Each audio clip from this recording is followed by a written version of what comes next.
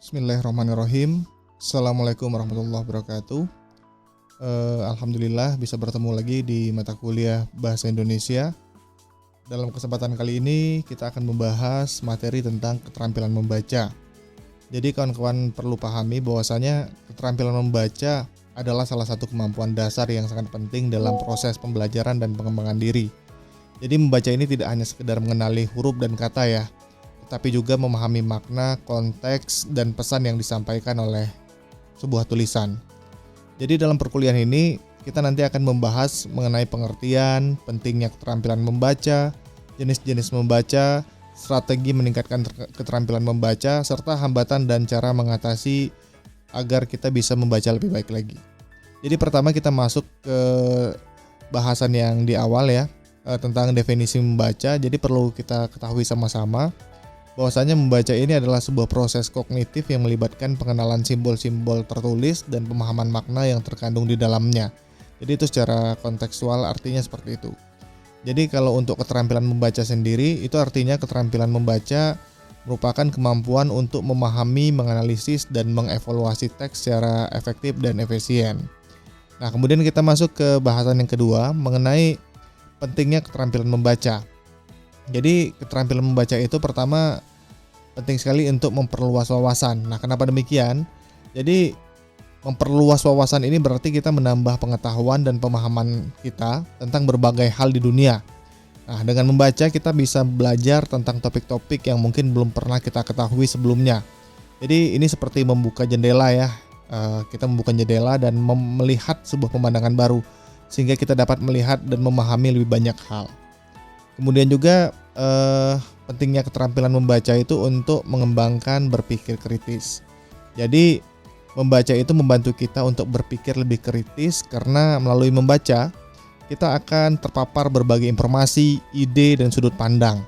Nah, dengan menganalisis apa yang sudah kita baca, kita belajar untuk membedakan mana informasi yang valid dan mana yang tidak.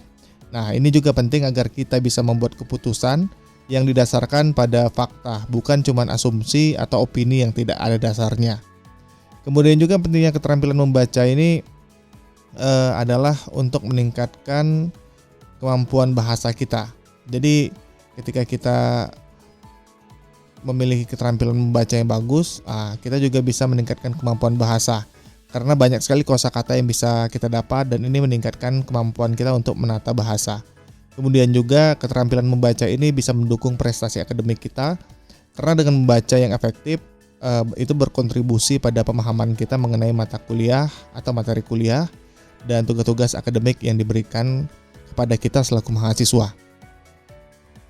Oke, selanjutnya kita akan masuk ke pembahasan tentang jenis-jenis membaca ya. Jadi yang pertama itu membaca ekstensif. Nah, kalau membaca ekstensif ini merupakan membaca dalam jumlah besar dan beragam materi dengan tujuan memahami isi secara umum ya, bukan secara detail. Ini secara umum aja kita untuk mengetahui tujuannya. Jadi simpelnya tujuan utama dari membaca ekstensif ini adalah untuk menikmati bacaan, meningkatkan kecepatan kita untuk membaca dan memperluas wawasan serta kosakata tanpa tekanan untuk memahami setiap kata atau kalimat. Jadi kita hanya membacanya dengan tujuan untuk memahami secara umum. Nah, kemudian ada juga membaca intensif.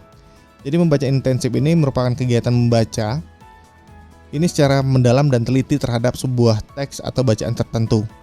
Nah, tujuannya sendiri itu untuk memahami detail-detail penting, makna kata, struktur kata, dan ide utama yang disampaikan oleh seorang penulis.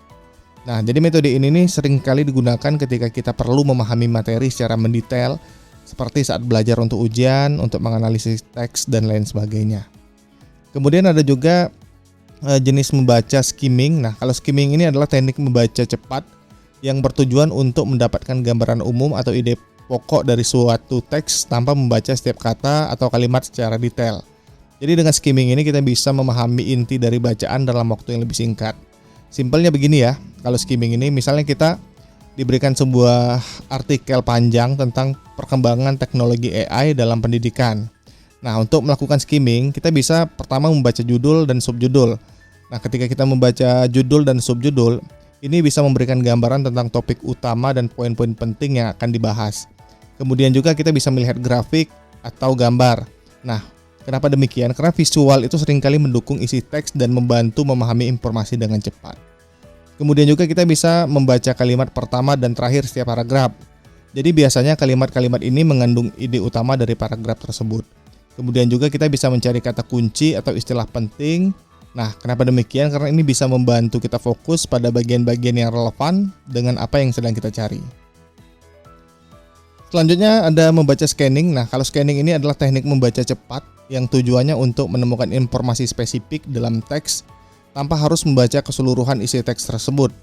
Jadi dengan scanning kita bisa memfokuskan mata dan pikiran pada satu kata kunci atau detail tertentu yang sedang kita cari. Contohnya misal, dalam kehidupan sehari-hari ya kita melakukan scanning, pasti pernah semua kita melakukan scanning. Nah, misal saat kita mencari nomor telepon teman di daftar kontak kita. Gak mungkin kan kita membaca setiap nama, tapi kita langsung mencari inisial atau huruf depan nama teman kita tersebut. Nah, itu adalah salah satu contoh scanning dalam kehidupan sehari-hari. Kemudian juga ada membaca kritis.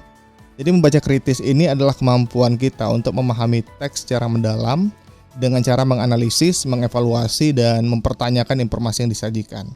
Ini berarti kita nggak hanya menerima informasi apa adanya, tetapi juga kita mempertimbangkan keakuratan, keandalan, dan bias yang mungkin ada. Tujuannya ini jelas ya, adalah untuk mendapatkan pemahaman yang lebih baik dan membuat penilaian yang tepat tentang sebuah teks. Nah, jadi simpelnya gini kalau belum dipahami untuk membaca kritis. Jadi kita ada artikel kesehatan. Kita membaca sebuah artikel yang menyatakan bahwa minum jus lemon setiap pagi itu bisa menyembuhkan sebuah penyakit ya, menyembuhkan semua penyakit. Nah, mungkin kita analisis dari sumbernya dulu. Apakah artikel tersebut berasal dari situs medis yang terpercaya? Kemudian juga bukti ilmiah. Apakah ada penelitian yang mendukung klaim tersebut? Kemudian logika. Kita masuk dalam logika kita, apakah masuk akal bahwa ada satu tindakan sederhana bisa menyembuhkan semua penyakit.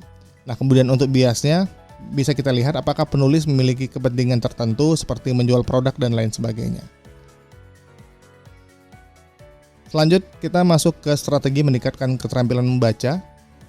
Pertama kita harus tahu dulu, kita tentukan dulu tujuan membaca. Jadi sebelum kita mulai membaca, penting sekali untuk kita mengetahui mengapa kita membaca dan apa yang ingin kita capai. Dengan memahami alasan dan tujuan membaca, kita bisa fokus pada informasi yang relevan dan mendapatkan manfaat maksimal dari bacaan tersebut. Kemudian juga yang kedua ya, kita harus tahu aktivitas pengetahuan awal. Maksudnya begini ya, aktivitas pengetahuan awal sebelum membaca ini adalah proses di mana kita mengingat atau memikirkan kembali apa yang sudah kita ketahui tentang suatu topik sebelum kita mulai membaca materi baru. Tujuannya simpel, ini untuk mempersiapkan pikiran kita agar lebih siap menerima informasi baru, sehingga pemahaman kita terhadap materi tersebut menjadi lebih baik. Kemudian strategi berikutnya adalah mengajukan pertanyaan. Nah, mengajukan pertanyaan ini merupakan mengajukan pertanyaan tentang teks yang kita baca adalah cara yang paling efektif untuk meningkatkan fokus dan pemahaman kita. Dengan membuat pertanyaan, kita terdorong untuk lebih aktif dalam membaca, mencari informasi penting, dan memahami isi teks secara mendalam. Kemudian juga ada mencatat dan menyoroti. Kalau mencatat dan menyoroti ini adalah teknik yang digunakan untuk membantu memahami dan mengingat informasi dengan lebih efektif. Dengan menandai bagian-bagian penting dalam teks dan mencatat poin-poin kunci, kita dapat memfokuskan perhatian pada informasi yang paling relevan dan memudahkan proses belajar. Kemudian juga kita bisa merefleksikan isi teks. Maksudnya adalah kita merenungkan dan mengevaluasi informasi yang telah kita baca.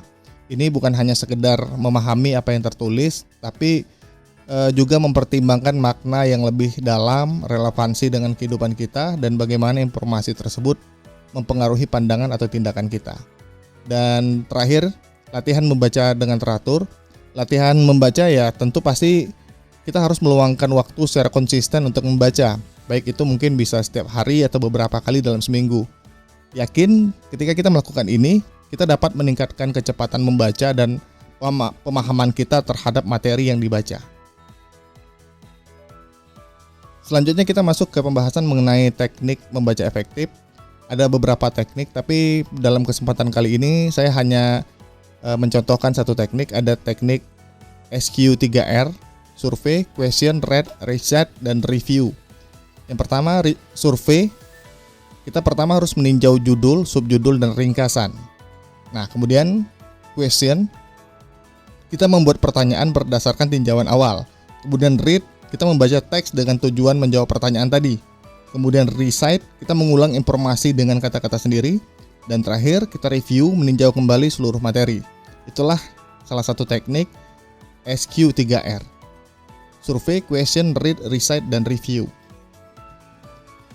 Selanjutnya, ada hambatan dalam membaca dan cara mengatasinya. Misal, kita memiliki konsentrasi yang rendah. Mungkin penyebabnya lingkungan kita tidak kondusif atau kita kelelahan. Solusinya ya paling gampang ya kita cari tempat yang tenang seperti di perpustakaan, atau kalau kita kelelahan kita istirahat yang cukup, pola hidup kita benerin, insya Allah kita akan mempunyai konsentrasi yang tinggi lagi. Kemudian kalau permasalahannya atau hambatannya kosakata kita yang terbatas, mungkin penyebabnya ini karena kurangnya pembiasaan membaca atau kurang pengetahuan bahasa. Jadi solusinya ketika kita mendapat kosakata baru harus kita catat. Kemudian kalau enggak juga kita gunakan kamus atau kita perluas lagi bacaan kita agar kita memiliki kosakata yang lebih banyak dan tidak terbatas. Selanjutnya mungkin motivasi kita rendah. Nah, biasanya yang membuat motivasi kita rendah itu biasanya topik tidak menarik, tujuannya juga nggak jelas. Jadi solusinya ya kita cari bacaan itu yang memang kita minati dan kita menetapkan tujuan yang spesifik dari kenapa kita harus membaca. Karena kalau kita datang ke perpustakaan kita nggak punya tujuan yang jelas ya biasanya kita malas untuk membaca. Kemudian teknik membaca yang efektif atau teknik membaca yang tidak efektif. Nah, kita cari tahu dulu. Mungkin penyebabnya kurangnya strategi membaca. Nah, kalau kita sudah tahu ternyata salah satu penyebabnya adalah kurangnya strategi kita dalam membaca, kita harus pelajari dan menerapkan teknik membaca yang efektif. Jadi sederhananya keterampilan membaca adalah aset berharga yang mendukung sukses akademik dan profesional. Dengan mengembangkan keterampilan ini, individu bisa memahami informasi dengan lebih baik, membuat keputusan yang lebih baik, dan berkontribusi positif dalam berbagai bidang kehidupan. Penting untuk terus melatih dan menerapkan strategi membaca yang efektif agar kemampuan ini semakin terasah. Mungkin itu saja untuk hari ini. Mudah-mudahan materinya bisa dipahami. Nanti akan saya berikan link juga di grup WhatsApp terkait materi hari ini. Akan ada evaluasi dalam bentuk tugas dan langsung dikerjakan. Terima kasih kawan-kawan. Kalau ada yang belum dipahami mungkin nanti bisa kita konfirmasi lagi atau kita chat di grup WhatsApp. Saya tutup. Wassalamualaikum warahmatullahi wabarakatuh.